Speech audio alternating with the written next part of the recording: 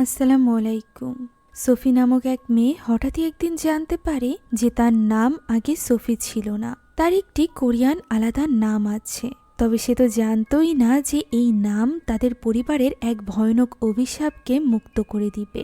সে যখনই এই নাম নিজের মুখে নিবে তখনই এক ভয়ানক প্রেতাত্মা তাদের পরিবারের মেয়েদের পিছে পড়ে যাবে। আর এমনটিই হয়।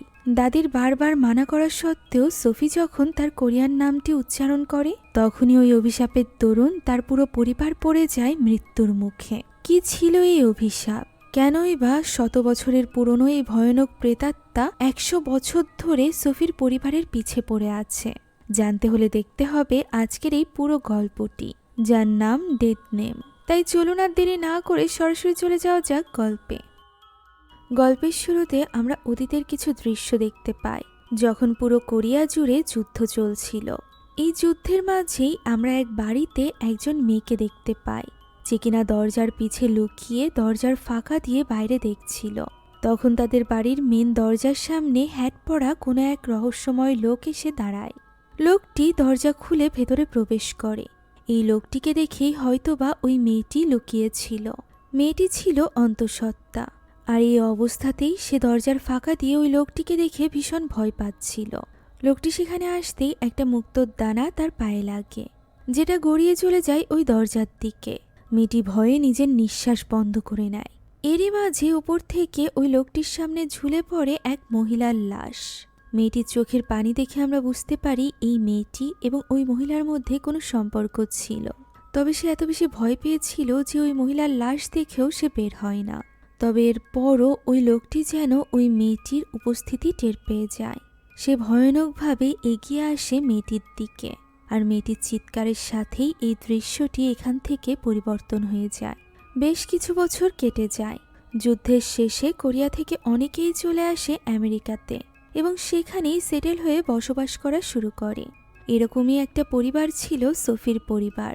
ছোটবেলা থেকেই সে আমেরিকাতেই বড় হয়েছে, যে কারণে সে কোরিয়ান কালচারের ব্যাপারে অত কিছু জানতো না। তবে তার চেহারা দেখে তো মনে হয় না।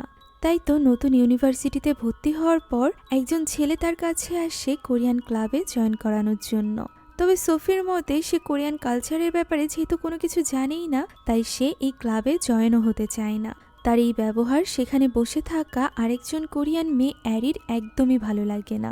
এখন সোফি চলে আসে ভর্তির স্থানে, যেখানে কথা বলার সময় সে জানতে পারে সে যে সাবজেক্ট নিয়ে পড়তে চাইছিল সেই সাবজেক্টের সিট ফুল হয়ে গিয়েছে। দেরি করে ভর্তি হওয়ার কারণে তার কাছে তেমন কোনো অপশনও নেই। যে কয়েকটা সাবজেক্ট বাকি আছে সেগুলো হলো এশিয়ান কালচারকে ঘিরে, যে কারণে সে অনেকটা কনফিউজড হয়ে পড়ে। ছোটবেলা থেকে সে এই ধরনের সাবজেক্ট নিয়ে কখনোই পড়েনি, যদিও এটা তারই কালচার। সাবজেক্ট বেছে সে চলে যায় হোস্টেলে। সেখানে সে যখন নিজের জিনিসপত্র ঠিক করছিল তখন তার কাছে কল আসে তার মায়ের। তার মা তাকে জিজ্ঞাসা করে তার পড়াশোনার ব্যাপারে। সে এখানে একে একে সবকিছু খুলে বলে। এখানে সে তার দাদির শরীরের ব্যাপারেও জিজ্ঞাসা করে, যে কিনা বেশ কিছু বছর ধরে অসুস্থ ছিল। এরপর সে তার মায়ের কাছে কোরিয়ান কালচারের ব্যাপারে জানতে চায়, কেন তারা কখনো কোরিয়াতে যায়নি, কেন তাদের কালচারের ব্যাপারে সোফির কোনো রকম ধারণা নেই। তার মায়ের মতে তার দাদি অনেক বেশি ভয় পায় কোরিয়াতে ফিরে যেতে। হতে পারে যুদ্ধের সময় এখানে এসেছিল এ কারণে। এছাড়া সোফির মাও ছোটবেলা থেকেই আমেরিকাতে রয়েছে, যে কারণে সে নিজেও কোরিয়ান কালচারের ব্যাপারে অতটা জানে না। তাই সে সোফিকেও শেখাতে পারেনি। সোফি তখন জিজ্ঞাসা করে যে এই কারণেই হয়তো বা তার কোনো কোরিয়ান নাম নেই, অর্থাৎ তার সকল কোরিয়ান ফ্রেন্ড সার্কেলেরই একটা কোরিয়ান নাম আছে। তবে যেহেতু সেটা উচ্চারণ করা একটু কঠিন, তাই তারা আমেরিকান নাম ব্যবহার করে। তবে সোফি নিজের কোরিয়ান নামের ব্যাপারে কিছুই জানতো না। তখন তার মা এখানে তাকে একটা শকিং তথ্য জানায় যে সোফিরও কোরিয়ান নাম আছে। তার দাদা তাকে একটা কোরিয়ান নাম দিয়েছিল, এমনকি তার দাদিরও একটা কোরিয়ান নাম ছিল, যা পরবর্তীতে সে পরিবর্তন করে হেনা রেখেছিল। কথা বলতেই তার দাদি অন্য ঘর থেকে চিৎকার করতে শুরু করে যে কোরিয়ান নাম নিয়ে কে কথা বলছে। এই চিৎকার শুনে তার মা দ্রুত ফোন কেটে দেয়। সোফিও জানতে পারে না তার দাদির কোরিয়ান নাম অথবা নিজের কোরিয়ান নামের ব্যাপারে। এই ব্যাপারে গুরুত্ব না দিয়ে সোফি গোছগাছ শুরু করে দেয়। তখনই তার বাবা তাকে মেসেজ করে যে তার দাদি কিছুতেই চায় না সোফি যাতে নিজের কোরিয়ান নামের ব্যাপারে কোনো কিছু জানে। সে নিজেও এর কারণ জানতো না, তখন সোফি তার কাছে ওই নামের ব্যাপারে জিজ্ঞাসা করলে সে ওই নামটি তাকে মেসেজ করে। সে ইংরেজিতে মেসেজ করলেও হঠাৎ করে সেটা পরিবর্তন হয়ে যায় কোরিয়ান ল্যাঙ্গুয়েজে। আর যেহেতু কোরিয়ান ল্যাঙ্গুয়েজের ব্যাপারে সোফির কোনো ধারণাই ছিল না, তাই সে সেটা পড়তে পারে না। এমন সময় সিলিং থেকে কয়েক ফোঁটা পানি পড়তে আরম্ভ করে। সিলিংয়ে কোনো দাগের মতো হয়েছিল, যেটা সোফি এর আগে লক্ষ্য করেনি। এর মাঝে দরজায় নক হওয়ার আওয়াজ হয়। সোফি দৌড়ে চলে যায় দরজা খুলতে, তবে দরজা খুলে সেখানে কাউকেই দেখা যায় না। সোফি এই ব্যাপারেও গুরুত্ব না দিয়ে দরজা বন্ধ করে চলে আসছিল। এমন সময় দরজাটি আপনা আপনি খুলে যায়। সোফি ভয়ে ভয়ে পিছে ঘুরতেই দেখতে পায় সেখানে তো অ্যারি নামক ওই মেয়েটি এসেছে, যে কিনা সোফির রুমমেট। আর এই ব্যাপারটা নিয়ে অ্যারি একদমই খুশি ছিল না। এখন পরদিন ক্লাসে এসে সোফি দেখতে পায় অ্যারি তার সাবজেক্টেই পড়াশোনা করে। সেই সাথে অ্যারির কয়েকজন বন্ধুবান্ধবও ছিল পাশে। সোফি নতুন হওয়ায় সে বুঝতে পারছিল না সে তাদের সাথে কিভাবে মিশবে, তবুও সে সাহস করে তাদের সাথে কথা বলতে যায়। এখানে অ্যারির বয়ফ্রেন্ড ব্রিয়ানও ছিল, সেই সাথে ছিল আরেকজন সিঙ্গেল ছেলে কোয়ান, যে কিনা সমানে সোফির সাথে লাইন মারছিল। এখন টিচার চলে আসে এবং একে একে সকলের নাম ডাকতে শুরু করে। যেখানে প্রেজেন্ট দেওয়ার সময় কোয়ানের কোরিয়ান নাম ডাকলে সে অনেকটা লজ্জা পেয়ে যায়। অন্যদিকে আরেকজন মেয়ে যার ইংরেজি নাম ডাকার পর সে টিচারকে নিজে থেকেই বলে তার কোরিয়ান নাম ডাকতে। আর এটা শুনে সোফির মনেও ইচ্ছা জাগে নিজের কোরিয়ান নামের উচ্চারণ কি হবে এটা জানার।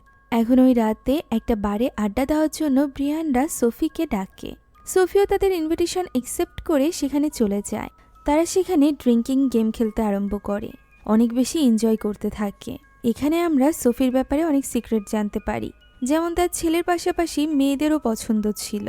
এখন গেমের এক পর্যায়ে সোফি তাদেরকে জিজ্ঞাসা করে যে তারা তার কোরিয়ান নামের উচ্চারণের ব্যাপারে জানতে সাহায্য করতে পারবে কিনা। কোয়ান ওই মেসেজ দেখে বলে যে তার নাম হলো পার্ক জো হিয়ন। এই নামটি নেওয়া মাত্রই হঠাৎ করে ইলেকট্রিক একটা শক খায় কোয়ান। তার হাত থেকে ফোনটি পড়ে যায়, লাইটটিও নিভে যায়। তবে তারা কেউই এইসব ব্যাপারে খুব একটা গুরুত্ব দেয় না। ওই সময় সেখানে আমরা একজন রহস্যজনক লোককে দাঁড়িয়ে থাকতে দেখতে পাই। এখন এরপর সোফি যায় তার বাড়িতে তার বাবা মায়ের সাথে দেখা করতে।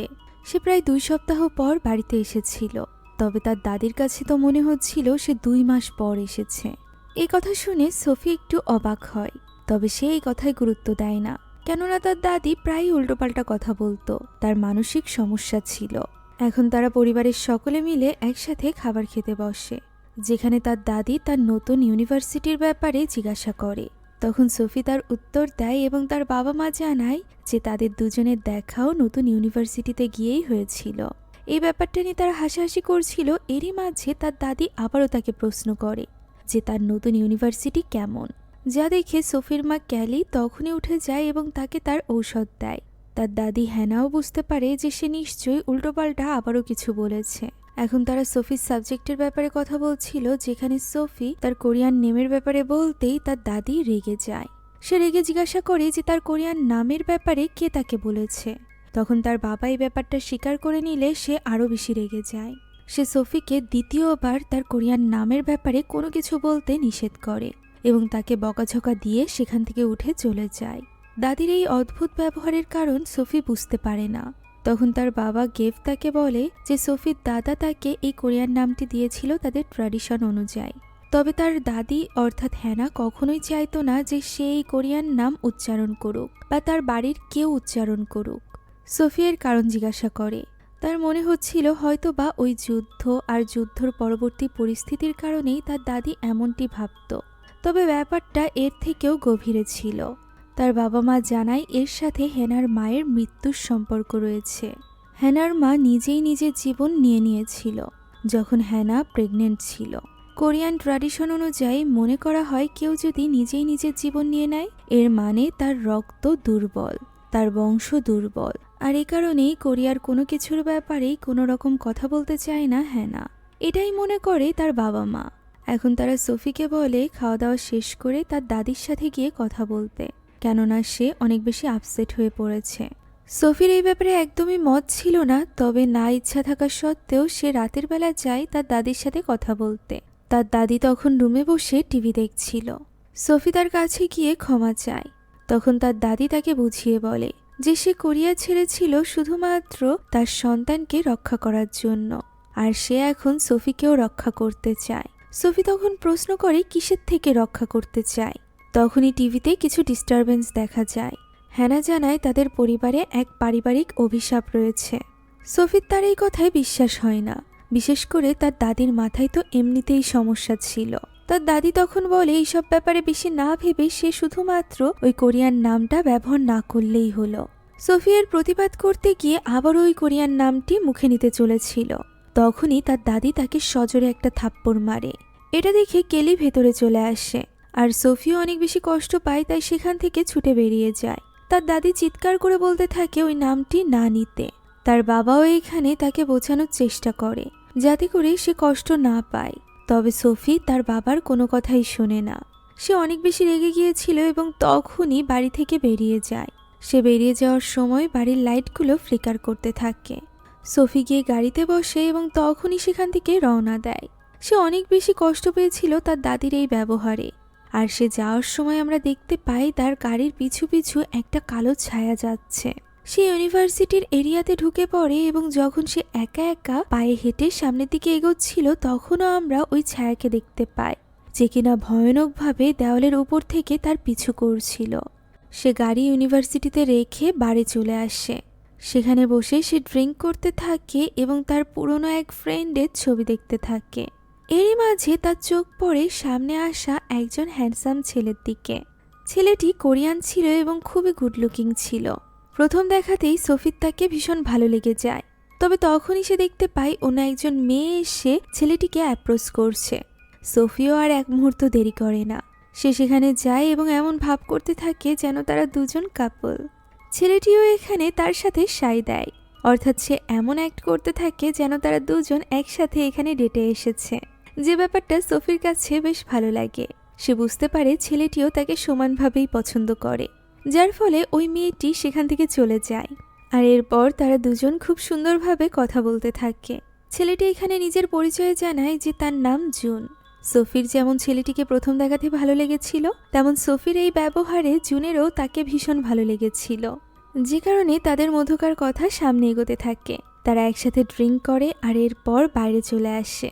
তারা গল্প করতে করতে সামনের দিকে এগোচ্ছিল, যেখানে সোফি জুনকে জিজ্ঞাসা করে যে সে কোরিয়া থেকে এসেছে, তাহলে তার ইংলিশ এত ভালো কি করে। যার উত্তরে জুন জানায় যে সে ছোটবেলা থেকে ইন্টারন্যাশনাল বোর্ডিং স্কুলে বড় হয়েছে, যে কারণে প্রায় তার 24 ঘন্টায় স্কুলে সময় কাটত আর সেখানে ইংলিশেই কথা বলা হতো। এছাড়া যখন সে বাড়িতে যেত তখনই শুধুমাত্র তার কোরিয়ান ভাষায় কথা বলা হতো, যা শুনে সোফি আফসোস করে বলে যে তার তো বাড়িতেও কোরিয়ান ভাষায় কথা বলা হয় না। তখন জুন তাকে বেটার ফিল করানোর জন্য অনেক কিছু বলতে থাকে, যে ব্যাপারটা সোফির কাছে বেশ স্পেশাল লাগে। এখানে জুন তাকে জিজ্ঞাসা করে যে তার শখ কি কি। সোফি নিজেও নিজের শখের ব্যাপারে তেমন কিছু জানতো না, সে কখনো এ ব্যাপারে ভাবার সময়ই পায়নি। জুন তখন তাকে জোর দিতে থাকলে সোফি বলে তার বেসবল খেলতে অনেক বেশি ভালো লাগে, আর এর কারণ হলো তার দাদি হেনা, কেননা তার দাদি একসময় বেসবল প্লেয়ার ছিল, যে ব্যাপারটা ছোটবেলা থেকেই সোফিকে অনেক বেশি অনুপ্রেরণা দিত। এভাবেই কথা বলতে বলতে সোফি তার হোস্টেল পর্যন্ত পৌঁছে যায়। জুন তার সাথে ফার্দার কন্ট্যাক্টের জন্য তাকে নিজের নাম্বার দিয়ে দেয়। সোফি এখানে এক অদ্ভুত রকমের অ্যাট্রাকশন ফিল করছিল জুনের দিকে, যেটা তার কাছেও বেশ অস্বাভাবিক লাগছিল। তবে জুন তাকে একদমই অকওয়ার্ড ফিল করায় না, কেননা তারও সমানভাবে ইন্টারেস্ট ছিল সোফির প্রতি। এখন সোফি তাকে বিদায় জানিয়ে চলে যায়। পরদিন আমরা সোফিকে ক্লাসরুমে দেখতে পাই, যেখানে তাদের ম্যাম কোরিয়ান কালচারের ব্যাপারে শেখাচ্ছিল। যেখানে থাকা একটা কোরিয়ান রাজার ছবি দেখানোর সময় হঠাৎ করে সোফির মনে হয় যেন তার চেহারা বদলে গিয়েছিল, কিন্তু সোফি বাদে আর কারোর কাছে এমনটি মনে হয় না, যে কারণে সে অনেকটা কনফিউজ ছিল এবং ওই ছবির দিকেই তাকিয়েছিল। এমন সময় ওই ছবির এক ভয়ানক রূপ তার চোখে ভেসে ওঠে। এটা দেখতেই সে চমকে ওঠে এবং তার ঘুম ভেঙে যায়। সে মূলত ক্লাসে ঘুমিয়ে পড়েছিল, আর এই মুহূর্তে কেওয়ানি তাকে ঘুম থেকে উঠিয়েছিল। ঘুমের কারণে সে যে চ্যাপ্টারগুলো মিস করেছিল সেগুলো তাকে দেখিয়ে দেয় কেওয়ান।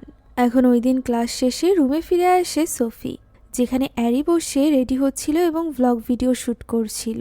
এখানে সোফি খুবই সুন্দরভাবে অ্যারিকে বলে যে আগামীকাল সে তার বয়ফ্রেন্ডের সাথে নতুন একটা ক্যাফেতে যাচ্ছে। সে চায় অ্যারি এবং ব্রায়ান তাদের সাথে জয়েন করে। তবে অ্যারি এখানে খুবই রুডভাবে তাকে না বলে দেয়। সোফির ভালো লাগে না যে অ্যারি সব সময় তার সাথে এরকমভাবে কেন কথা বলে। এই ব্যাপারে জিজ্ঞাসা করলে অ্যারি উত্তরে বলে যে তার মনে হয় যে সোফি নিজে কোরিয়ান কালচারের জন্য একটা অপমানের মতো। মানে সে কোরিয়ান কালচারের ব্যাপারে কিছুই জানে না, তার কোনো কোরিয়ান নামও নেই, সে কোরিয়ান ভাষাই জানে না, সে শুধু দেখতেই কোরিয়ানদের মতো। অ্যারির মতে সোফি মন থেকে কোরিয়ান না, যে ব্যাপারটা সোফির কাছে ভীষণ খারাপ লাগে। সে তার ব্যাপারে তেমন কিছুই জানে না, শুধু শুধু বাজে মন্তব্য করছে। তাই সেও অ্যারিকে কিছু কথা শুনিয়ে সেখানে বসে বই পড়তে থাকে।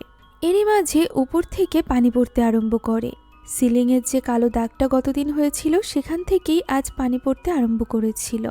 এখন পরদিন জুনের সাথে নতুন এক কোরিয়ান রেস্টুরেন্টে যায় সোফি। সেখানে কোরিয়ান ডিশের নাম বলার সময় জুন তাকে সাহায্য করে, যে ব্যাপারটা সোফির কাছে আরও বেশি ভালো লাগে। সে জুনকে ধন্যবাদ জানায় যে সে কোরিয়ান ভাষা জানে না, এই ব্যাপারটা নিয়ে জুন কখনো তাকে জাজ করে না এই কারণে। তখন জুন বলে সোফি তার জন্য খুবই স্পেশাল, সে কখনোই তাকে জাজ করবে না। এরপর তারা দুজন মিলে একসাথে খাবার খায়, যেখানে জুন তাকে খাবার খাইয়ে দেয়। সোফির কাছে আরও বেশি ভালো লাগতে শুরু করে জুনকে। জুন এখানে সোফিকে জিজ্ঞাসা করে যে সে কখনো কারোর প্রেমে পড়েছে কিনা। সোফি এই কথার উত্তর বেশ ভেবে চিনতে দিচ্ছিল, যেটা দেখে জুন বলে যে সে বুঝতে পেরেছে সোফি এখনো পর্যন্ত মন থেকে কাউকে ভালোবাসেনি। যদি সে ভালোবাসতো তাহলে তার এত ভেবে উত্তর দিতে হতো না, প্রথমেই ওই ব্যক্তির নাম তার মনে চলে আসতো। তখন সোফি জিজ্ঞাসা করে সে ভালোবাসার ব্যাপারে এত গভীরে কিভাবে জানে, সে কি কখনো ভালোবেসেছে। যার উত্তরে জুন বলে সে একবার ভালোবেসেছিল, তবে সে যাকে ভালোবেসেছিল সে অন্য কারোর জন্য জুনকে ছেড়ে চলে গিয়েছিল। তার জন্য ভালোবাসার মানে হয়তো বা চিরকাল ছিল না, তবে জুনের জন্য সেটা চিরকাল। একথা বলতে বলতে জুন অনেক বেশি ইমোশনাল হয়ে পড়ে। সোফি তখন তাকে সান্ত্বনা দেয়। এরপর সোফি তাকে কিস করে এবং তার সাথে একটা সেলফি তুলে নেয়। জুন তাকে বলে নেক্সট দিন যদি তারা এখানে আসে তাহলে একটা বিশেষ খাবার সে তাকে ট্রাই করাবে। এই ব্যাপারে সোফি রাজি হয়ে যায়, তবে সে জুনের কাছে তার আগে কোরিয়ান শিখতে চায়, যাতে করে সে কোরিয়ান ভাষায় কথা বলতে পারে। জুনের মতে এর জন্য আগে সোফির একটা কোরিয়ান নাম রাখা লাগবে। সোফি বলে তার কোরিয়ান নাম অলরেডি আছে। তখন জুন তাকে নামটা জিজ্ঞাসা করলে সোফি তাকে বলে না, বরং সে এখানে এই নাম নিয়ে মজা করতে থাকে। জুনও আর জোর করে না। এখন ওই রাতে ঘুমানোর আগে সোফি তার মায়ের সাথে কথা বলছিল, যেখানে সে জুনের ব্যাপারে তার মাকে সবটা খুলে বলে। মেয়ের নতুন সম্পর্কের ব্যাপারে জেনে কেলির অনেকটা ভালো লাগে। সে বলে পরবর্তী মিটিংয়ে সে যেন জুনকে বাড়িতে নিয়ে আসে, যাতে করে তারাও একত্রে বসে আড্ডা দিতে পারে। এই ব্যাপারে কথা বলার সময় সোফি লক্ষ্য করে ওই উপরের কালো দাগটা যেন আরও বেশি বড় হয়ে গিয়েছে, আর সেখান থেকে এখন পানি নয় বরং জেলির মতো কিছু একটা পড়ছে। এখানে তার মা বিজনেসের সব জিনিসপত্র নিয়ে অনেক ব্যস্ত ছিল, যে কারণে কল কেটে দেয়। সোফিও এখানে সিলিং থেকে পড়া ওই জিনিসটার ব্যাপারে খুব একটা না ভেবে বরং শুয়ে পড়তে যায়। তবে লাইট অফ করতেই সে চমকে ওঠে। সেখানে কোনো এক বৃদ্ধা যেন দাঁড়িয়েছিল। এরই মাঝে রুমের দরজা খুলে যায়। সেখান থেকে আলো আসায় ওই ছায়াকে আর দেখা যায় না। ভেতরে চলে আসে ব্রিয়ান এবং অ্যারি। তাই তো সোফিও এই ব্যাপারে খুব একটা ভাবে না। এখন এর কয়েকদিন পরের দৃশ্য আমরা দেখতে পাই। জুন সোফির সাথে তার বাড়িতে এসেছিল তার বাবা মায়ের সাথে দেখা করতে। জুন তাদের জন্য গিফটও নিয়ে এসেছিল। সোফি ভেতরে যাওয়ার আগে জুনকে বোঝায় যে তার বাবা মা বাকি কোরিয়ান বাবা মায়ের মতো না, তারা একটু অন্যরকম। জুন ভেতরে গিয়ে জুতা খুলতে চাইলেও তাকে জুতো খুলতে দেওয়া হয় না। ফলে জুন বুঝতে পারে সোফি কি বলতে চাইছিল। এখন ভেতরে আসার পর সোফি তার দাদির কথা জিজ্ঞাসা করে, যার উত্তরে কেলি জানায় যে তার দাদির একটু শরীর খারাপ, এ কারণে সে খাবার সময় শুধুমাত্র নিচে নামবে। এখন এরপর সোফি এবং জুন মিলে তার বাবার সাথে কথা বলতে থাকে।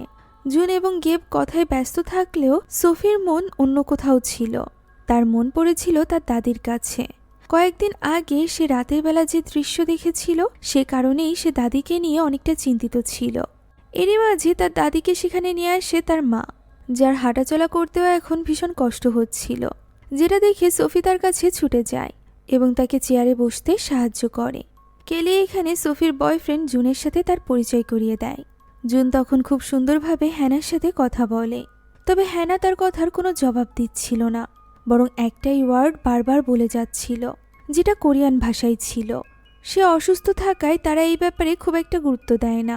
এরই মাঝে খাবার আনার জন্য সোফি ছুটে চলে যায় রান্নাঘরে। ওই সময় জুন হেনার জন্য আনা গিফটটা তার দিকে এগিয়ে দিতে যায়। জুন বলে যে সে সোফির মাধ্যমে জেনেছে যে হেনা সোল থেকে এসেছে, যে কারণে সে সোলেরই একটা গিফট তার জন্য এনেছে, যেটা খুলে দেখে হেনা। এর ভেতরে মুক্তোর দানা দেখে অমনি চিৎকার করে ওঠে সে এবং সেটা ছুঁড়ে ফেলে দেয়। আর এরপর চিৎকার করে কোরিয়ান ভাষায় জুনকে বলতে থাকে সে এখানে কেন এসেছে, সে এখানে একদমই ওয়েলকাম না। তখনই সোফি সেখানে চলে আসলে জুন তাকে বলে সে বুঝতে পারছে না যে সে একটা ফল আনার জন্য এত বেশি রেগে কেন গেল। আমরা দেখতে পাই মুক্ত নয় বরং ছোট ছোট ফল ছিল ওই বক্সে। তার দাদি তবুও চিৎকার করতে থাকে এবং জুনকে শয়তানি আত্মা বলে গালি দিতে থাকে এবং সোফির থেকে দূরে থাকতে বলে। দাদির এই ব্যবহারে সোফি অনেক কষ্ট পায় এবং তখনই জুনকে নিয়ে বাড়ি থেকে বেরিয়ে যায়। এই ঘটনায় সে জুনের সামনে অনেক বেশি লজ্জিত বোধ করছিল। তার মনে হচ্ছিল তার জুনকে এরকমভাবে তার দাদির সামনে আনা ঠিক হয়নি। সে বুঝতেও পারেনি যে তার দাদির মাথার সমস্যা এত বেশি বেড়ে গিয়েছে।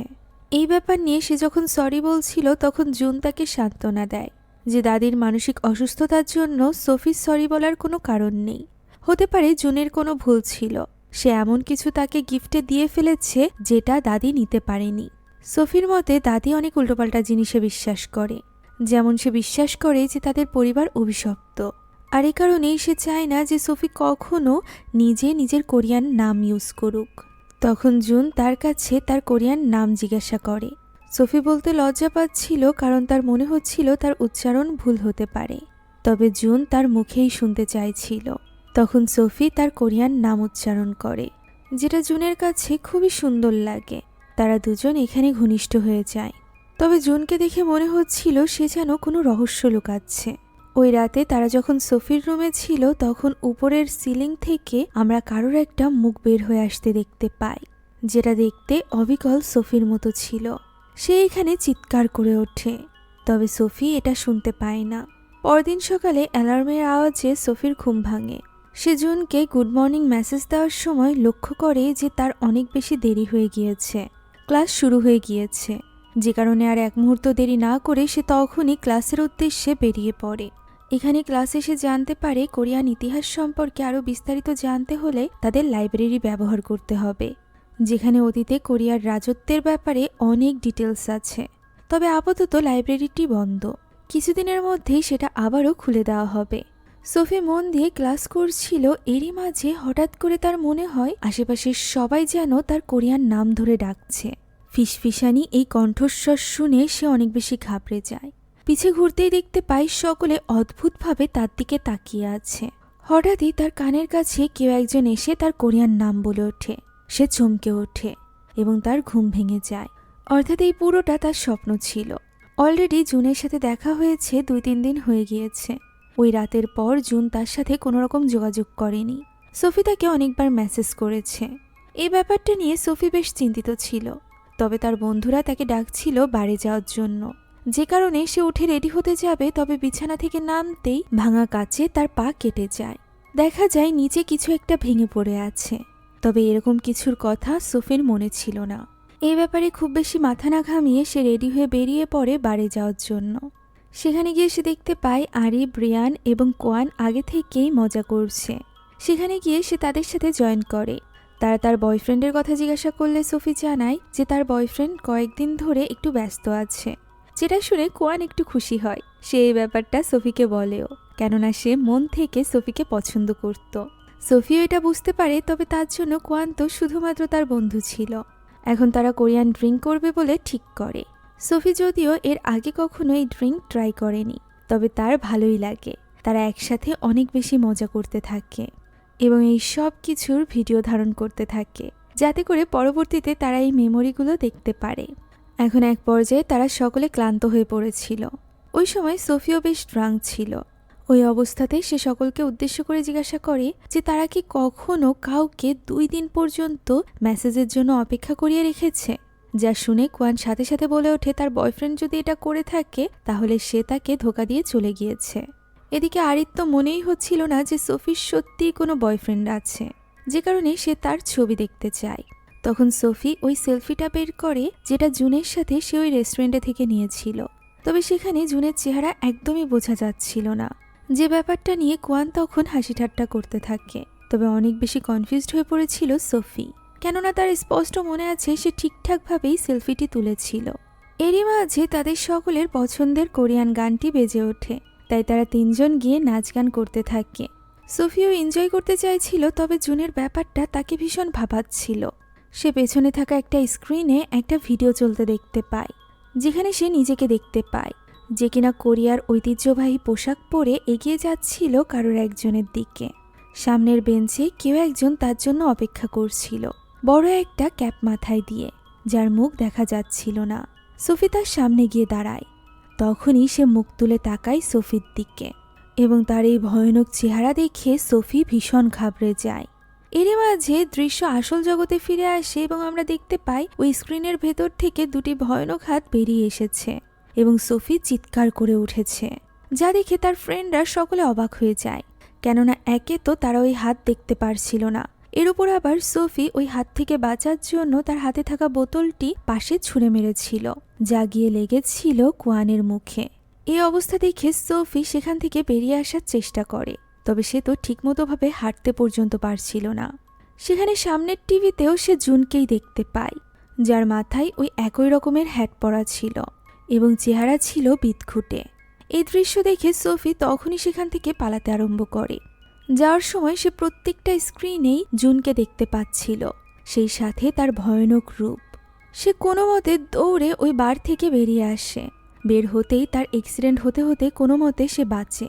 এরই মাঝে তার মায়ের কল আসে। কল রিসিভ করতেই সে জানতে পারে যে তার দাদি কিছুতেই দরজা খুলছে না।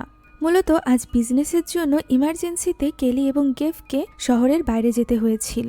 যাওয়ার আগে তারা এক প্রতিবেশীকে বলেছিল হ্যানার দিকে খেয়াল রাখতে, তবে ওই প্রতিবেশী হাজারবার নক করলেও হ্যানা এখনও পর্যন্ত দরজা খোলেনি। যে ব্যাপারটা নিয়ে তারা ভীষণ চিন্তিত ছিল, তাই তারা বলে সোফি যেন দ্রুত বাড়িতে গিয়ে চেক করে, যেহেতু তারা দুজনই শহরের বাইরে রয়েছে। এখন সোফি দ্রুত তার ফ্ল্যাটে চলে যায় তার বাড়ির চাবি নেওয়ার জন্য। তবে সেখানে সে দরজা খুলছিল, এমন সময় হ্যানা এসে তার হাত ধরে বসে। হ্যানাকে এখানে দেখে অবাক হয়ে যায় সোফি। তখন হ্যানা বলে যে তার সাথে বাড়িতে যেতে, সে তাকে কিছু দেখাতে চায়।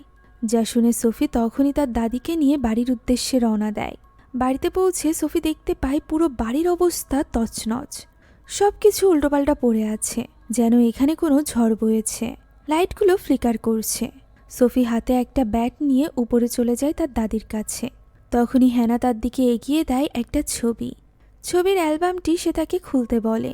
সোফি ওই ছবির অ্যালবামটি খুলতেই তার ভেতরে আরেকটা ছবি পায়, যেখানে গল্পের শুরুতে দেখানো ওই মেয়েটি ঝুলেছিল, সেই সাথে আবছা ছায়ার মতো সেখানে ওই লোকটিকেও দেখা যাচ্ছিল। আর সে দেখতে অবিকল জুনের মতো ছিল। এখানে তার দাদি সোফিকে তার পাশে বসায় এবং জিজ্ঞাসা করে যে সে জুনের কাছে নিজের কোরিয়ান নাম বলেছে কিনা। সোফি স্বীকার করে নেয়, কেননা সে জুনকে মন থেকে ভালোবাসত। যেটা শুনে এবার তার দাদি সব ঘটনা খুলে বলে। সে বলে অনেক বছর আগে তাদের বংশের কোনো এক মেয়ে জুনের ব্রাইড টু বি ছিল, অর্থাৎ তার সাথে জুনের বিয়ে ঠিক হয়েছিল। তবে ওই মেয়ে জুনকে ধোঁকা দেয় এবং অন্য কাউকে বিয়ে করে নেয়, যার ফলে জুন এত বেশি কষ্ট পেয়েছিল যে সে নিজেকে শেষ করে দেয় এবং নিজের আত্মাকে পরিণত করে এক ভয়ানক ঘোস্টে। কোরিয়ান ট্র্যাডিশনে যাকে বলা হতো গুইশেন গোস্ট। এই বিশেষ প্রেতাত্মা খুবই প্রতিশোধ পরায়ণ হয়, যে কারণে সে এই বংশের প্রত্যেক মেয়ের পেছনে লেগে থাকত। এক পর্যায়ে তারা সকলে নিজেকে নিজে শেষ করে দিতে বাধ্য হতো এবং তারা আফটার লাইফে পরিণত হতো জুনের ব্রাইড হিসাবে। এভাবেই পালা আসে হ্যানার মায়েরও, যেখানে হ্যানার মা নিজেকে নিজে শেষ করে দিয়েছিল। তবে ওই সময় হ্যানা নিজেও প্রেগনেন্ট ছিল। তার বয়স ছিল মাত্র 19 বছর। আর এই দৃশ্যটি আমরা গল্পের শুরুতে দেখেছিলাম। তার মা যখন নিজেকে শেষ করে দিয়েছিল তখন ওই মুক্তোর দানাগুলো নিচে এসে পড়েছিল এবং তখনই জুন হ্যানার সামনে এসে বলেছিল যে সে হ্যানার জন্য আবারও ফিরে আসবে এবং হ্যানার পরবর্তী বংশধরের জন্য। হ্যানা জানতো শুধুমাত্র কোরিয়ান নেমের মাধ্যমেই তাদেরকে খুঁজে পেত ওই ঘোস্ট, যে কারণে সে নিজের নাম পরিবর্তন করে তখনই আমেরিকায় চলে আসে। আর এরপর থেকে সে নিজের কোরিয়ান নাম কখনোই উচ্চারণ করেনি। এমনকি সে তো চেয়েছিল না যে সোফিকেও কোনো কোরিয়ান নাম দেওয়া হোক। তবে সবকিছু তার পরিকল্পনা মোতাবেক হয়নি, যে কারণে সোফি তার কোরিয়ান নাম জেনে গিয়েছে এবং উচ্চারণ করেছে। আর এর ফলেই জুনের আত্মা আবারও ফিরে এসেছে। সোফি জিজ্ঞাসা করে যে এই আত্মার হাত থেকে তারা মুক্তি পাবে কিভাবে। হ্যানা নিশ্চিত ছিল না, তবে সে একটা পদ্ধতি জানত, যে শুধুমাত্র ওই প্রেতাত্মার আসল কোরিয়ান নাম জানার মাধ্যমেই তাকে ইহকাল থেকে মুক্তি দেওয়া সম্ভব। আর এটাই সবথেকে অবাক করা বিষয়, যে ওই প্রেতাত্মার ব্যাপারে তাদের কোনো ধারণাই নেই, না তাদের ফ্যামিলিতে কোনো রকম রেকর্ড আছে। সবটা জানার পর সোফি অনেকটা ভেঙে পড়ে, এটা ভেবে যে সে ওই অভিশাপ আবারও তার বাড়িতে ফিরিয়ে এনেছে। তবে তার দাদি তাকে প্রমিস করে যে সে সোফিকে কিছুই হতে দিবে না। ওই রাতটা সোফি তার দাদির সাথেই থাকে। পরদিন সকালে সোফি তার দাদিকে খাবার বানিয়ে দেয় এবং সেটা খেয়ে ঔষধ নিয়ে নিতে বলে। সে তাকে খেতে বসিয়ে যখনই ঔষধ চেক করে তখনই দেখতে পায় তার দাদির ঔষধ শেষ হয়ে গিয়েছে, যে কারণে সে তখনই বেরিয়ে পড়ে তার দাদির জন্য ঔষধ আনতে। যাওয়ার সময় সে হ্যানার কাছে একটা ছুরি দিয়ে যায়, যাতে করে সে নিজেকে প্রোটেক্ট করতে পারে। তবে সোফি বেরিয়ে যাওয়া মাত্রই আমরা দেখতে পাই সেখানে অস্বাভাবিক ঘটনা ঘটতে শুরু করেছে। রুমের লাইটটা ফ্লিকার করতে থাকে, যেটা হ্যানাও লক্ষ্য করে। এদিকে ওই ব্যাগটি হাতে নিয়ে সোফি চলে গিয়েছিল মার্কেটে, যেখান থেকে সে প্রথমে ঔষধ নিয়ে নেয়। আর এরপর সে যখন চলে আসছিল তখন কেউ একজন তার কোরিয়ান নাম ধরে ডাকে।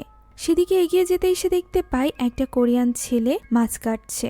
তবে সে মাছ কাটার বদলে নিজের হাতে ছুরি দিয়ে আঘাত করে এবং সেটা এগিয়ে দেয় সোফির দিকে, যা দেখে সোফি চিৎকার করে ওঠে এবং তখনই দৌড়ে চলে আসে গাড়ির কাছে। সেখানে গাড়ির কাচের রিফ্লেকশনে সে নিজের পিছে জুনকে দেখতে পায়। কোনো কিছু না ভেবেই সে পিছে ঘুরে ওই ব্যক্তির উপর আঘাত করতে থাকে। সে এত বেশি ঘাবড়ে গিয়েছিল যে সে লক্ষ্যই করে না যে এটা জুন নয়, বরং হ্যাট পরা অন্য কোনো এক লোক ছিল। যখনই সে এটা বুঝতে পারে সে তখনই দ্রুত বাড়িতে চলে আসে। তার দাদিকে সে যেখানে রেখে গিয়েছিল সেখানে সে ছিল না। তখনই সে দেখতে পায় ড্রয়িং রুমে তার দাদি পড়ে আছে। তার এই অবস্থা দেখে আরও বেশি ঘাবড়ে যায় সোফি। হ্যানাকে তখনই হসপিটালে নিয়ে যায় সে। সেখানে ডক্টর হ্যানাকে চেক করে জানায় যে তার অবস্থা অনেক বেশি খারাপ, তার হাতে বেশি সময় নেই। তাই সোফি যেন দ্রুত তার বাবা মাকে ডাক দেয়। সোফি বুঝতে পারছিল জুনের আত্মাই তার দাদির অবস্থা এরকম করেছে, যে কারণে তার অনেক বেশি সরি ফিল হচ্ছিল। এরই মাঝে আমরা দেখতে পাই হ্যানার হাত ধরে সেখানে দাঁড়িয়ে আছে জুনের আত্মা। তাকে এইভাবে দেখে সোফি বলে ওঠে যে তার দাদিকে ছেড়ে দিতে, তার দাদি এসব ডিজার্ভ করে না। তখন জুন রেগে গিয়ে বলে যে তার সাথে যা কিছু হয়েছে সেটা কি সে ডিজার্ভ করত? এমনিতেই সে তার দাদিকে চায় না। একটা সময় সে হেনাকে চাইতো, তবে এখন সে সোফিকে চায়। সোফি তার জন্য আফটার লাইফে পারফেক্ট সঙ্গী হতে পারে, কেননা সে অল্প বয়সী। এর উপর আবার তাদের মধ্যে সুন্দর কেমিস্ট্রিও তৈরি হয়েছে। তখন সোফি বলে এই ব্যাপারে সে তার সাথে একটা ডিল করতে চায়, যা শুনে অবাক হয়ে যায় জুনের আত্মা। ডিলের ব্যাপারে জিজ্ঞাসা করলে সোফি বলে যে সে জুনের আত্মার সাথে আফটার লাইফে যাবে, নিজেকেই নিজে শেষ করে দিবে। তবে তার জন্য জুনকে হ্যানাকে ছেড়ে দিতে হবে, সেই সাথে তাকে 48 ঘন্টা সময় দিতে হবে, যাতে করে সে তার বাবা মায়ের কাছ থেকে বিদায় নিতে পারে। জুন এই কথায় রাজি হয়ে যায়।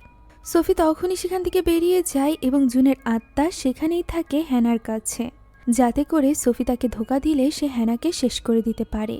এদিকে সোফি বাড়িতে গিয়ে তার দাদি যে সকল কাগজপত্র বের করেছিল অতীতের, সেগুলো সব নিজের কাছে নিয়ে নেয়। এরপর সে তার মাকে কল করে তার দাদির অবস্থা জানানোর জন্য, যদিও তার মা কল রিসিভ করে না এবং সে ভয়েস মেসেজে সবটা জানিয়ে দেয়। আর এরপর সে সরাসরি চলে যায় নিজের ভার্সিটিতে।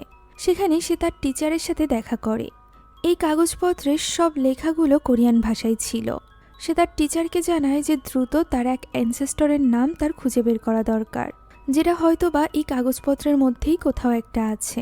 তাই এই ব্যাপারে সে টিচারের সাহায্য চায়। প্রথমে তো তার টিচার তাকে সাহায্য করতে চাইছিল না। পরবর্তীতে সোফি মিথ্যা কথা বলে যে তার দাদি হসপিটালে ভর্তি এবং সে বেশিক্ষণ বাঁচবে না। আর সে যেহেতু বহু বছর আগে কোরিয়া থেকে চলে এসেছিল, তাই সে তার ফ্যামিলি ট্রির ব্যাপারে জানতে চায়। আর এই কারণেই ফ্যামিলি ট্রি ক্রিয়েট করার জন্য তার ওই নামটি প্রয়োজন। ফলে এবার ওই প্রফেসরও রাজি হয়ে যায়। সে ওই কাগজগুলো চেক করতে থাকে। সেখানে সে 1902 সালে মৃত্যুবরণ করা একজন ব্যক্তির ব্যাপারে খুব ইন্টারেস্টিং বিষয় জানতে পারে। ব্যক্তিটি নিজেকেই নিজে শেষ করে দিয়েছিল, আর এটাই ছিল জুন।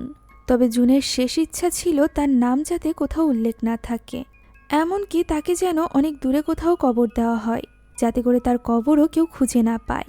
যেখানে যেখানে জুনের নাম উল্লেখ ছিল সেখান থেকে নামটা মুছে ফেলা হয়েছিল, যেহেতু সোফির পরিবার রাজবংশ ছিল, তাই সোফি ভাবে যে হয়তোবা লাইব্রেরি থেকে সে কোনো সাহায্য পেতে পারে। তবে লাইব্রেরি তো বন্ধ ছিল। প্রফেসর তাকে এই ব্যাপারে কোনো রকম সাহায্য করতে পারবে না সেটা স্পষ্টভাবে জানিয়ে দেয়, যার ফলে সোফি তখনই ওই কাগজপত্র নিয়ে বেরিয়ে পড়ে। সে গোপনে লাইব্রেরিতে একাই প্রবেশ করবে বলে ঠিক করেছিল।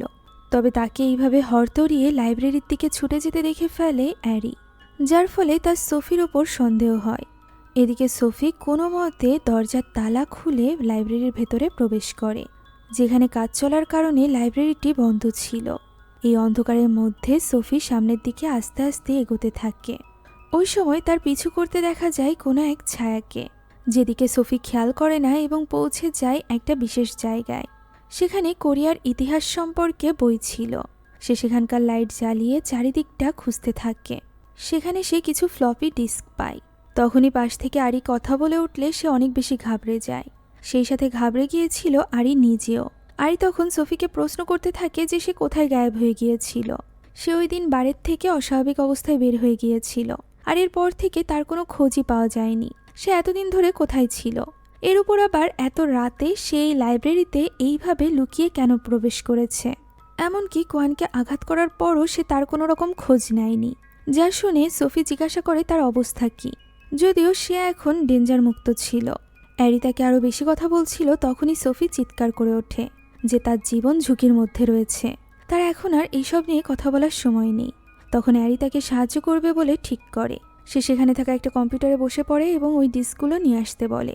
সে একে একে ওই ডিস্ক থেকে সকল ডকুমেন্টারি দেখতে থাকে। সেখানে 100 বছর আগে মৃত্যুবরণ করা কিছু মানুষের আশেপাশে ছায়ার মতো দেখা যাচ্ছিল জুনকে। তাই তো ওই ডিস্কে থাকা সকল ডকুমেন্টারি প্রিন্ট আউট করে বের করতে বলে সোফি। এখানে এই ডিস্কগুলোর মাধ্যমে অ্যারি সোফির পরিবারের ব্যাপারে অনেক তথ্য জানতে পেরেছিল। সে বুঝতে পেরেছিল যে তার পরিবার কেন আমেরিকায় শিফট হয়েছিল। তাদের পরিবার অনেক বেশি সহ্য করেছে, আর এখন গিয়ে অ্যারি সেটা বুঝতে পারছিল। তাই সে সোফির কাছে ক্ষমা চায় তাকে ছোট করার জন্য। সে এখানে সোফিকে বেটার ফিল করানোর জন্য তার কোরিয়ান নামটি নেয়, আর সাথে সাথে শুরু হয়ে যায় অস্বাভাবিক ঘটনা। লাইটটা ফ্লিকার করতে করতে বন্ধ হয়ে যায়। সেখানে ভয়ানক কাউকে একটা দেখা যায়, যে কিনা তাদের দিকে তেড়ে আসলে তারা দ্রুত প্রিন্ট আউটের কাগজগুলো নিয়ে বেরিয়ে আসে। তবে জুনের ওই প্রেতাত্মা তাদের সামনে চলে আসে। সে খুবই ভয়ানকভাবে তাদের দিকে এগিয়ে আসছিল। ওই সময় সোফির হাতে জুনের ওই কাগজটি ছিল, অর্থাৎ যে কাগজে জুনের আসল নাম লেখা আছে। সেটা সে অ্যারির হাতে তুলে দেয় এবং নামটি উচ্চারণ করতে বলে। অ্যারি যখনই ছায় কাঙিল বলে ওঠে, তখনই ওই প্রেতাত্মা থেমে যায়। সবকিছু স্বাভাবিক হয়ে যায়। আশেপাশের আলোগুলো জ্বলে ওঠে। তারা দুজনই হাঁপ ছেড়ে বেঁচেছিল। আরি তখনও বুঝতে পারছিল না যে এইমাত্র এখানে কি ঘটেছে। তবে এই মুহূর্তে তাকে বুঝিয়ে বলার সময় সোফির হাতে ছিল না। তারা সেখান থেকে বেরিয়ে যায় এবং সোফি সরাসরি চলে আসে তার দাদির কাছে হসপিটালে। সেখানে জুনের আত্মা তার জন্য অপেক্ষা করছিল। সে জিজ্ঞাসা করে তার বাবা মা কোথায়। সে হয়তোবা তার বাবা মাকে বিদায় জানানোর জন্য শেষ সুযোগটি পাবে না। এই কথা বলে সে সোফির দিকে এগিয়ে দেয় তার দুটি অপশন, অর্থাৎ সে বিষ খেতে চায় নাকি গলায় দড়ি দিতে চায়।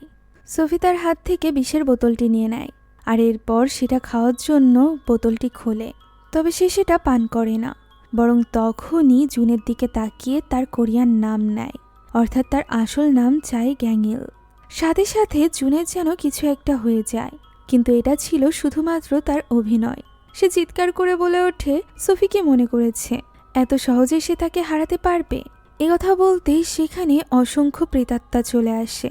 এই সকল মেয়ের আত্মারা ছিল সোফিরই বংশের। এদের সকলকে খুন করেছিল জুন। জুন বলতে থাকে যে সময় এসে গিয়েছে আফটার লাইফে গিয়ে সোফির বংশের বাকিদের সাথে মিলিত হওয়ার। তারা দুজন একসাথে অনেক ভালো থাকবে। সোফি তখন ওই ব্যাটটি উঠিয়ে নেয় এবং সেটা দিয়ে আঘাত করতে যায় জুনের আত্মার উপর। তবে জুনের আত্মা তখন তার সামনে একটা ছুরি ধরে বসে এবং সেটা দিয়ে বলে যে সোফি শুধু শুধু নিজের মৃত্যুকে যন্ত্রণাদায়ক বানাচ্ছে, সেই সাথে ঝুঁকিতে ফেলছে তার দাদিকে। কথা বলে সে সোফির হাতে ওই ছুরিটি দিয়ে দেয়। সোফি নিজেও এবার নিজের হাতকে নিয়ন্ত্রণে রাখতে পারছিল না। তার হাত তার নিজের গলা কাটতে চলেছিল, যেটা দেখে অনেক বেশি খুশি হয়ে যায় জুনের আত্মা। তবে সোফি যখনই ছুরিটা টান দেয়, তখনই তার দাদি মাঝে চলে আসে, যার ফলে তার বদলে তার দাদির গলা কেটে যায়। ফলে সে মৃত্যুর কোলে ঢলে পড়ে। তার এই অবস্থা দেখে সোফি ভীষণভাবে ভেঙে পড়ে। তখনই আমরা জানতে পারি এই অভিশাপ থেকে মুক্তি পাওয়ার আরও একটা উপায় আছে, আর সেটি হলো সোফির বদলে যদি অন্য কেউ নিজের জীবন ত্যাগ করে এবং মৃত্যুর সময় তাকে এই অভিশাপ থেকে মুক্ত করে যায়, যেমনটি হ্যানার মা করেছিল হ্যানার ক্ষেত্রে। এ কারণেই কোরিয়া থেকে চলে আসার পর হ্যানার পিছু করতে পারেনি ওই আত্মা। হ্যানা এখানে নিজের জীবন দিয়ে সোফিকে এই অভিশাপ থেকে মুক্ত করে যায়, আর এটা বলেই সে মারা যায়। সে মারা যাওয়া মাত্রই সেখান থেকে গায়েব হয়ে যায় জুনের আত্মা। সে হেরে গিয়েছিল, কেননা সে তো সোফিকে নিতে চাইছিল, যাকে সে নিতে পারল না। সোফি নিজেও এখানে অনেক বেশি ভেঙে পড়েছিল তার দাদিকে হারিয়ে। এখন তার দাদির ফিনারালের দৃশ্য দেখানো হয়, যেখানে কোরিয়ার ট্রেডিশনাল কাপড় পরেছিল সোফি। সে অনেক বেশি কান্নাকাটি করছিল। বাবা মায়ের সাথে সে তার দাদিকে শেষ সম্মান জানায় এবং চলে আসে অন্য একটা রুমে। সেখানে আসতেই আমরা দেখতে পাই সোফির হাতে ছিল জুনের এবং তার ওই সেলফিটি, সেই সাথে সোফির পেটে হাত। আমরা বুঝতে পারি সোফি মূলত জুনের আত্মার দ্বারা প্রেগনেন্ট হয়ে গিয়েছিল। তার পেটে ছিল জুনের বাচ্চা, যে ব্যাপারটা সে তার পরিবারের সাথে শেয়ার করতে পারছিল না। আর এই ভয়ঙ্কর টুইস্টের সাথে শেষ হয়ে যায় আজকের এই গল্পটি। সত্যি বলতে এই গল্পটি আমার কাছে অতটা ভালো লাগেনি। আপনাদের কার কাছে কেমন লাগলো তা কমেন্টে জানাতে ভুলবেন না। সেই সাথে কমেন্টে সাজেস্ট করতে পারেন নতুন কোনো মুভি রিলিজ পেলে। এছাড়া আমাদের যে কোনো ভিডিওর আপডেট পেতে এখনই জয়েন করুন আমাদের হোয়াটসঅ্যাপ চ্যানেলে, লিঙ্ক ডেসক্রিপশন বক্সে পেয়ে যাবেন। Thank you so much for watching this video. আল্লাহ হাফেজ।